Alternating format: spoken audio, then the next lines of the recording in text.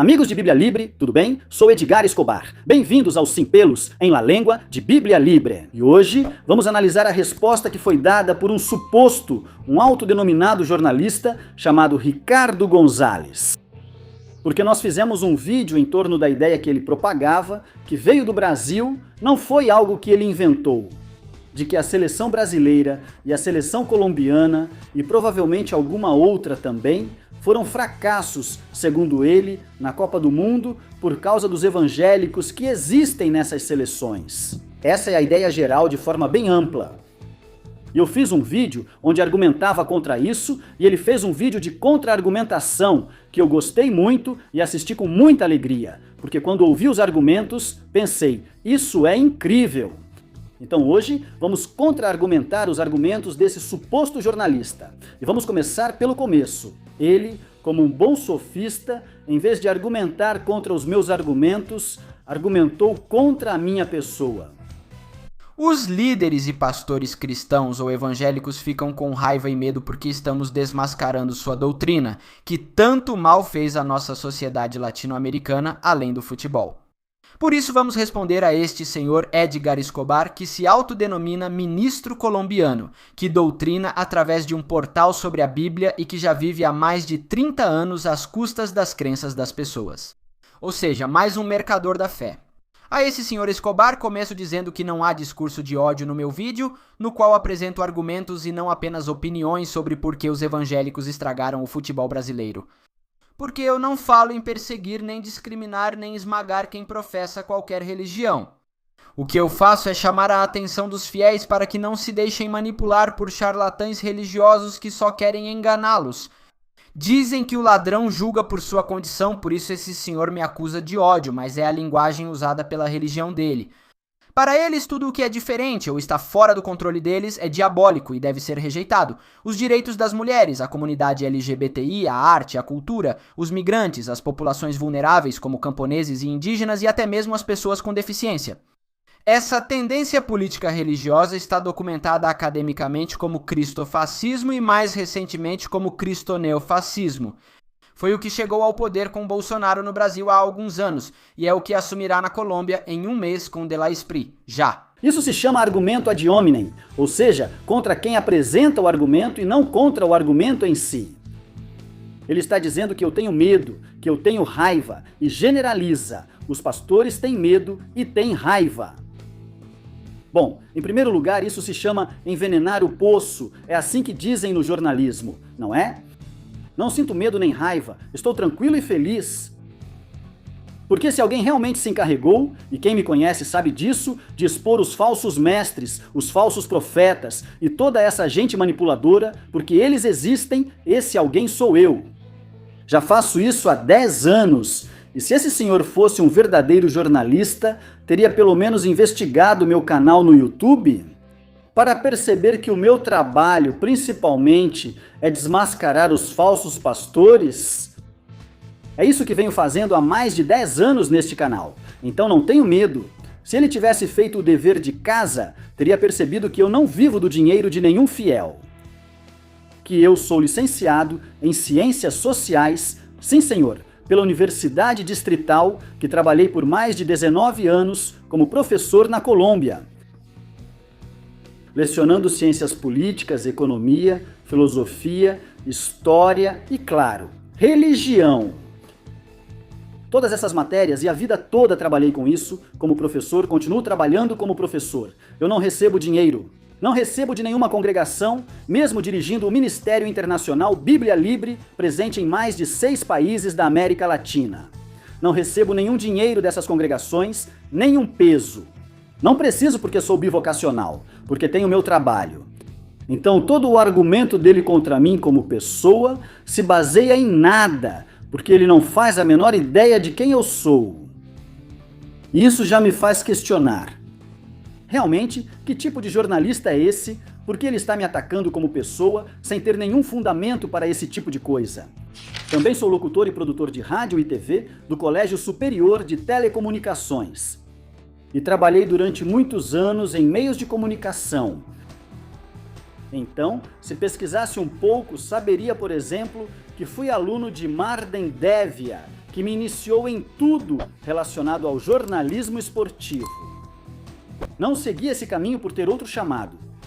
Sim, tive iniciação nisso com um grande mestre, Marden é um excelente mestre. Isso, por sua vez, além de ser uma falácia ad hominem, é uma falácia genética. Ou seja, que minhas ideias são falsas porque eu supostamente tenho ganhos com essas ideias. Minha renda vem do meu trabalho profissional, não das minhas ideias, pois sou um profissional. E mesmo que esse homem não acredite, sim, existem muitos profissionais em diferentes áreas das ciências sociais e de outras ciências. Que somos cristãos e que temos uma fé cristã. Muitos, mas muitos mesmo. Que ele não os conheça, não é problema meu. Agora, mesmo que o que esse homem diz contra mim fosse verdade, o que não é, mas mesmo que fosse verdade, isso não invalida o meu argumento. Porque o que o senhor tem que atacar são argumentos. E aqui vamos para a segunda falácia que ele utiliza. O que eu denomino, ou o que se denomina filosoficamente, a falácia do falso dilema. O que ele diz é simples. Ele apresenta duas possibilidades. Eu digo que ele está transmitindo uma mensagem de ódio, e ele diz que não está transmitindo uma mensagem de ódio, porque o que ele está transmitindo são argumentos. Aqui há um falso dilema. Ou seja, ele está colocando o dilema da seguinte maneira: ou eu transmito uma mensagem de ódio, ou transmito argumentos. Mas as duas coisas eu não posso transmitir ao mesmo tempo. E isso não é verdade, meu querido amigo. Ou será que o senhor do bigode engraçado não tinha argumentos no meio da sua mensagem de ódio? Claro que sim. O fato de você argumentar não implica que seus argumentos não tragam consigo uma mensagem de ódio e, evidentemente, trazem uma mensagem de ódio. E eu vou argumentar por que seus argumentos trazem uma mensagem de ódio. Número 1, porque generaliza de maneira indemonstrável. Ou seja, você pega os evangélicos e pega pentecostais, metodistas, batistas, neopentecostais, carismáticos, coloca todos no mesmo pacote. Como se todos pregássemos o mesmo e tivéssemos a mesma ética.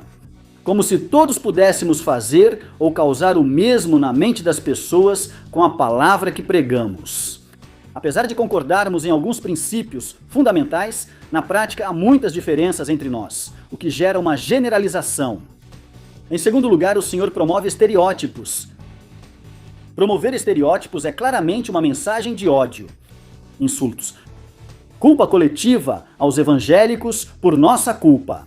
Agora, os evangélicos não têm direito de ser jogadores de futebol, pelo que parece, na opinião desse senhor. É nossa culpa que nossas seleções fracassem. Como ele pode afirmar que isso não é discurso de ódio ao dizer frases como essas, e eu cito: os evangélicos são uma força invasora que arruína o futebol. Não, mas isso não é mensagem de ódio, certo? Não, como é que isso vai ser de ódio? Manipulam os pobres, destroem relações sociais, promovem a mediocridade. Eles geram ódio contra vários grupos. Isso não seria uma mensagem de ódio? Não é uma mensagem? Meu Deus, graças a Deus não é uma mensagem de ódio. E se fosse? Ainda bem que é uma mensagem de amor, pelo menos eu suponho. Penso, inclusive utiliza o termo cristofascismo, que é uma categoria bastante questionável. É mesmo? Ainda bem que ele não promove uma mensagem de ódio. Imagina se promovesse um discurso de ódio? Ai, meu Deus. Claro que são argumentos que promovem o ódio, porque ele está discriminando aqueles que supostamente discriminamos os outros. Não lhe parece uma contradição absoluta? É, evidentemente, uma mensagem de ódio. Além disso, se baseia na opinião dele. E talvez um texto por aí que ele leu sobre o Brasil, de alguns jornalistas. Mas não há uma investigação séria. Não há argumentos sérios. Eu posso argumentar para você, por exemplo, a partir de The Games People Play, Theology, Religion and Sports, de Robert Ellis. Um texto maravilhoso que realmente faz uma análise de como a religião, as diversas religiões, influenciam o comportamento esportivo de algumas pessoas. Outro texto muito bom, Cross the Line, de Ollie Baines e Liam Flint. Excelente texto. Tower to Gold, de Jeremy Jones. São textos sérios, pesquisas. Você pode concordar ou não, mas pelo menos são baseados em algo. Não na opinião, no achismo de café em que um homem que você supõe ser um jornalista sério acaba se envolvendo com esse assunto. Generalizações, colocando todo mundo no mesmo pacote. Utilizando esse tipo de expressões que definitivamente são, e eu reafirmo, expressões de ódio. Ou seja, me digam se não são. Eu posso não concordar com uma pessoa como o senhor jornalista. Mas não é por isso que eu vou ter que insultá-lo. Eu argumento. Reclamar superioridade contra o preconceito enquanto se reduz milhões de latino-americanos a uma massa de pessoas ignorantes, manipuladas e socialmente destrutivas. Isso é uma mensagem de ódio. Depois ele apresenta duas novas falácias. Ouça! Embora isso vá além do futebol e seja muito político, vamos falar de futebol, tema que levou muitos latino-americanos a questionar o dano que essas igrejas estão nos causando. Esse personagem começa dizendo que o problema da seleção do Brasil não é a religião, mas sim porque o negócio do futebol mudou em detrimento dos latinos. Mas então, por que a Argentina teve uma seleção tão forte nesses últimos anos? A resposta é dada por esse mesmo senhor Escobar. E é porque os brasileiros já não treinam mais no bairro nem na praia. Porque o pentecostalismo, que é como uma espécie invasora na nossa sociedade, não só proíbe assistir programas de televisão ou ouvir música, porque supostamente é diabólica, mas também afetou nossas relações sociais, porque gera desconfiança no outro, sob a lógica individualista que segue. O que acabou, por exemplo, com a possibilidade de que o jogo bonito continuasse sendo criado nas ruas. Há falácias argumentativas por toda parte. Vou mencionar apenas algumas. Ele afirma, e cito: somente porque mudou o negócio do futebol. Ele diz que esse é o meu argumento. Que o Brasil perdeu só porque o negócio do futebol mudou. Não foi isso que falei, desculpe. O senhor cortou meu argumento. Deixo aqui o que diz, mas o senhor cortou o que falei. Eu não disse que foi só por isso que o Brasil perdeu. Existem muitas outras coisas pelas quais podemos explicar o fracasso do Brasil, e entre essas muitas coisas, não podemos comprovar de forma alguma que esteja relacionada à fé dos jogadores. É isso que estou dizendo. Agora, em relação à Colômbia. Sobre a Colômbia, esse argumento é o mais risível. Agora, a culpa dos evangélicos é pela mentalidade de perdedores da Colômbia, como se estivéssemos sempre destinados a perder, inclusive nos pênaltis. É culpa dos evangélicos que os colombianos sempre percam nos pênaltis. Sério mesmo? Sério mesmo? Que a gente nem sempre perdeu nos pênaltis? Quase sempre. Não vou generalizar. Às vezes a gente ganha raramente, mas acontece. Mas sério mesmo? A culpa da mentalidade, de não ter uma mentalidade vencedora, é dos evangélicos? Olha, como historiador de verdade, a história da Colômbia é a história da guerra. Como colombiano, infelizmente preciso admitir, a história da Colômbia é marcada pelo fracasso. Temos uma terra linda, pessoas muito capazes e inteligentes, e no entanto, por causa dos nossos ódios, brigas, caprichos e egoísmo, estamos sempre perdendo. Nossa mentalidade não é fruto da fé evangélica, de jeito nenhum. É fruto de muitas outras coisas. Reduzir isso simplesmente a, como são evangélicos, têm uma mentalidade pobre e de perdedores e por isso perderam, é ser simplista demais com um estudo sociológico. Você, por exemplo, não respondeu sobre Max Weber, que mencionei. Então, eu falei de um conjunto de coisas, não só de uma, mas de um conjunto. Por quê? Em que eu me baseio? No livro de Ronaldo Elelal, que se chama Pases y Callejones sin Salida, El Fútbol y la Cultura de Massas en Brasil. Esse sim é um livro sério que analisa desde 1997 porque o futebol brasileiro vem em declínio e apresenta argumentos bastante fortes, com dados estatísticos, análise sociológica. E adivinha só, senhor suposto jornalista, em nenhum momento aparece a religiosidade dos brasileiros? Certamente podem existir estudos que envolvam a religiosidade, porque também não se pode descartar completamente da atuação social, mas evidentemente não é o fator primordial para que uma seleção perca ou vença. Número 2. A falácia do porquê de a Argentina vencer, sim. Ele argumenta isso. Então por que a Argentina vence? Por que a Argentina? Se fosse pelo negócio do futebol, ela não ganharia. É preciso lembrar ao senhor um pouco que a Argentina teve grandes dificuldades depois da Copa de 90 nas Copas seguintes. Basicamente até o Brasil 2014, quando ficou como vice-campeã, e que para eles isso é um fracasso, né? E poderíamos então chegar ao Qatar 2022, onde finalmente triunfaram depois de uma Copa ou várias Copas Américas que vão ganhar. Isso foi um processo longo, produzido por uma grande quantidade de fatores que intervieram na mudança que vinha acontecendo no futebol argentino. O futebol argentino também vinha em baixa durante muitos anos e tiveram que fazer investimentos em vários projetos futebolísticos por diferentes frentes para poder alcançar os sucessos que tem agora. Então não se trata de um único fator, mas de muitos fatores correlacionados que levaram a Argentina a estar hoje onde está e a conquistar o que conquistou. E ainda assim, temos que dizer que para a Argentina foi muito difícil neste último Mundial. Eles tiveram que sofrer muito para chegar onde chegaram. Então, desculpe, isso de forma alguma destrói meu argumento. Pelo contrário, isso o fortalece. E como isso o fortalece? Porque além de tudo isso, dentro do time argentino também há cristãos, mesmo que você não queira. Enzo Fernandes, Gonzalo Montiel, Ezequiel Palacios, Leandro Paredes. Existem jogadores cristãos, mas isso não é o motivo das vitórias. Nunca afirmei isso.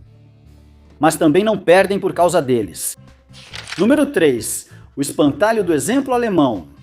Vamos ouvi-lo. Mas tem mais. Porque esse senhor, como bom divulgador dos evangélicos, se vale de falsidades para justificar seus argumentos. Olhem a mentira que ele diz aqui. Por favor, de onde ele tirou que todos os jogadores alemães campeões eram protestantes? Frank Beckenbauer, campeão como jogador em 74 e como técnico em 90, era católico, assim como Miroslav Klose.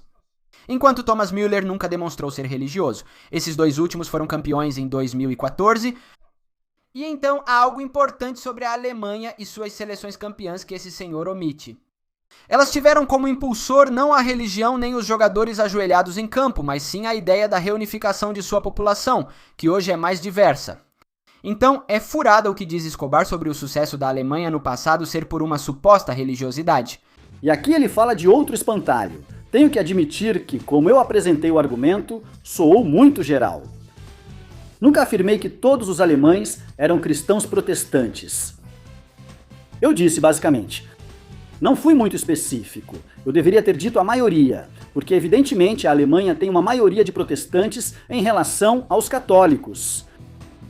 Mas mesmo assim, em nenhum momento eu disse que os alemães venceram por serem cristãos. Não. Usei o exemplo ao contrário e ele distorceu. Ele afirmou que eu disse que os alemães ganharam 4 títulos mundiais por serem cristãos, mas não falei isso. Eu disse, embora entre os alemães sempre tenha havido muitos protestantes, não posso dizer que essa foi a causa pela qual ganharam 4 campeonatos mundiais. Explico assim ou com bonequinhos? Agora, entre os alemães, evidentemente, sempre houve muitos protestantes. Exemplos. Horst Eckel, campeão mundial em 1954, durante algo que foi chamado de o Milagre de Berna. Ele falou abertamente sobre sua fé. Jürgen Klinsmann, campeão mundial em 1990. Inclusive saiu em um artigo chamado Soy Evangélico. Pessoas falam sobre sua fé, que reúne testemunhos de personalidades cristãs protestantes de todo o mundo. Philipp Lahm, campeão mundial e capitão, em 2014. A Igreja Evangélica de Mecklemburgo-Pomerânia o descreveu diretamente como o irmão, ou o evangélico, ou o protestante Philipp Lahm. Per Mertesacker, campeão mundial em 2014. Nessa mesma publicação eclesiástica, ele é apresentado como um defensor da fé. Isso sem contar Goethe, Jerome Boateng, Bastian Schweinsteiger, etc. Ou seja, eu não estou mentindo. A seleção alemã sempre teve muitos protestantes, mas na Alemanha eles não usam o termo evangélicos, e sim protestantes. Agora, ele argumenta que Beckenbauer era católico, e não só Beckenbauer. Veja o Neuer, o Klose, o Podolski e muitos outros também foram católicos. Sim, senhor, claro que sim. E Ou seja, o que você acabou de dizer ao afirmar que Beckenbauer era católico reforça o meu ponto e não o seu. Por quê? Porque o dilema dele não era católicos versus protestantes, ou pensamento católico romano contra pensamento protestante. Não, o dilema dele era religiosos contra pessoas que não praticam sua religião. Independentemente de terem religião ou não a praticam.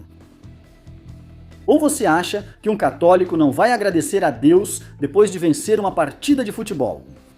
Ou se um católico perde uma partida de futebol, um católico praticante não vai dizer: bom, o Senhor assim permitiu e devemos trabalhar mais. Responderia da mesma forma que Daniel Munhoz. Sim, porque nós não nos diferenciamos nisso. Ou seja, o tema da soberania de Deus é transversal a todo o cristianismo. Então, o fato de você argumentar que há muitos católicos na seleção alemã só reforça o meu ponto. É que, Senhor, se essa lógica que o Senhor propõe aqui sobre a Alemanha, entre católicos e protestantes, fosse real, então teríamos que dizer que a Itália foi eliminada porque a maioria dos seus jogadores são católicos romanos. Aí já não, né? Aí realmente não faz sentido. E já tem 3 títulos mundiais. Bom, eu acho, né, para ser coerente e consequente com a lógica do argumento. Agora, o seu argumento cai completamente, quando analisamos, pelo menos, que na seleção da Colômbia a maioria dos jogadores continua sendo católica. Alguns manifestam uma fé em Deus e só. Não se identificam com nenhuma denominação em particular. Sim, no Brasil a maioria se declara evangélica, mas realmente praticantes, poucos. Então, repito, a questão não é que por serem cristãos vão ganhar, assim como também não é porque são cristãos que perderam. Depois, usa o argumento de que a reunificação alemã foi a razão pela qual eles ganharam. Bom, isso só se aplica depois de 1990 e só para aquela Copa do Mundo, porque em 2014 isso já não tinha o mesmo impacto que em 1990. Eu até acredito nisso, talvez para 1990. Talvez. Mas o triunfo alemão não se deveu nem à reunificação da Alemanha e muito menos à religião dos alemães, e sim a uma série de outros fatores que, bom, não é o meu tema. Não sou especialista nisso, então não vou explicar. E finalmente, a falácia conspiratória. Ouça você mesmo, o diabo pentecostal. Finalmente esse personagem faz alusão à ideia da vontade de Deus, que, como eu disse no vídeo anterior, pode ser causadora de mediocridade. Não só no futebol, mas em todos os âmbitos. É outra coisa que esse senhor diz, que literalmente vive economicamente das crenças dos outros. Pois é mais um engano, porque embora publicamente afirme isso da responsabilidade pessoal, nos cultos dessas mega igrejas. A doutrina que eles ensinam é que os sucessos de cada um acontecem porque tem fé em Deus e as falhas ou fracassos acontecem. Porque assim estava escrito e era o que Deus queria. Foi isso que Daniel Munhoz veio dizer lavando as mãos e se eximindo da culpa. Vergonhoso que, claro, tem um efeito negativo no desempenho de cada um. Então, ao suposto ministro evangélico Edgar Escobar, aviso que entre os mercadores da fé, eles têm motivos para acender o sinal de alerta. Pessoas como ele e outros líderes evangélicos que hoje fazem política na Colômbia se esconderam por anos atrás de uma marca muito poderosa chamada Deus para alcançar seus interesses. Mas a máscara deles está caindo pouco a pouco. Porque a sociedade latino-americana começa a despertar do letargo que os evangélicos geraram através de uma doutrina estrangeira que foi implantada em nossos países como um parasita enviado pelos Estados Unidos, para combater o catolicismo de esquerda, e que só gerou ódio, divisão e rejeição à diversidade, que é o que nos caracteriza. Os sucessos vêm da fé em Deus, e os fracassos ocorrem porque Deus assim quis. Não, essa não é nossa lógica, ou seja, não nos entende nem sabe no que acreditamos. Os cristãos históricos não acreditamos nisso. Cremos na responsabilidade humana e como Deus a utiliza para realizar seu propósito soberano. Eu teria que dar uma aula de teologia para ele, aqui o convido para minhas aulas de teologia, para que possa entender como as duas coisas funcionam, sim, funcionam perfeitamente. Deus usa a responsabilidade humana para cumprir seu propósito soberano, mas ainda somos responsáveis, por isso não se aplica. O que ele diz sobre Daniel Munhoz, que além disso me parece bastante grosseiro e me parece que desconhece todo o contexto do que Daniel Munhoz disse. Por exemplo, Daniel Munhoz afirmou que a equipe se esforçou ao máximo, criou oportunidades e foi superior e com a bola em alguns momentos. Devemos nos levantar como seres humanos e seguir com responsabilidade, esforçar mais e continuar trabalhando. Onde está o pensamento medíocre? Onde é que o Senhor pega uma parte do que Daniel Munhoz declarou para acusá-lo de ter um pensamento medíocre? E o Senhor esquece que todo o resto do que disse Daniel Munhoz se concentra na responsabilidade humana. E sim, Senhor, eu sei que há alguns grupos neopentecostais que ensinam isso de forma errada. Claro, eu não estou dizendo que todos nós ensinamos exatamente a mesma coisa, mas do que eu tenho certeza é que isso não tem nada a ver com o desempenho futebolístico de pessoas que se esforçaram a vida toda para serem os melhores atletas possíveis. E que o Senhor simplesmente está querendo ignorar por ter uma mensagem que evidentemente mostra o ódio e o desprezo que sente por nós, os cristãos evangélicos. Nós não odiamos o Senhor, nem nenhum ateu, nem nenhum desses grupos, de forma alguma. Embora não concordemos com as suas posições, não sentimos ódio, argumentamos o porquê de não concordarmos e temos argumentos para isso, mas temos o direito de discordar, assim como o Senhor tem o direito de discordar de nós. Então, tudo isso se resume em algo muito simples, muito fácil, que o senhor jornalista não quis entender e distorceu minhas palavras para fazê-las parecer outra coisa. A questão sempre foi a mesma, o argumento sempre é o mesmo. A fé evangélica não é uma causa suficiente nem necessária para ganhar ou perder em uma Copa do Mundo. Tapo, remacho e não jogo mais. E quero lhe dedicar de todo o coração Provérbios, capítulo 18, versículo 2, Nova Versão Internacional. Ao tolo não agrada a inteligência, ele só faz alarde da sua própria opinião. Sim, senhores. Eu não estou falando aqui só para opinar.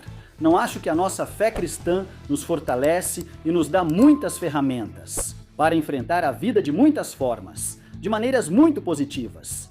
Ser cristão é muito bom em nossas profissões, em qualquer que seja a nossa profissão, mas não é a causa do nosso triunfo definitivo, nem do nosso fracasso. Nós somos responsáveis e ao mesmo tempo somos guiados por Deus em cada coisa que fazemos. Isso tem uma explicação. Mas agora eu convido vocês. O que acham do que diz esse suposto jornalista? Você concorda ou não? Escreva aqui na caixa de comentários. Fale para esse senhor o que você realmente pensa. Compartilhe este vídeo em todas as suas redes sociais e obrigado por estar conosco aqui no Sem Pelos, em La Língua de Bíblia Libre.